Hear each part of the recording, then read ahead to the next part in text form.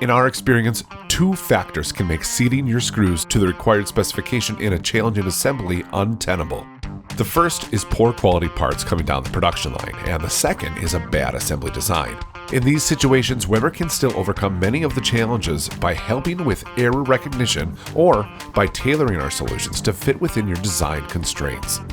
Preventing product failures, especially before they reach the end user, is critical when automating your screwdriving operations. If an airbag fails to deploy correctly due to an unseated screw, the liability you face can be astronomical. The same applies if an accident avoidance system vibrates loose and takes out the sophisticated electronics that modern vehicles and consumers depend on.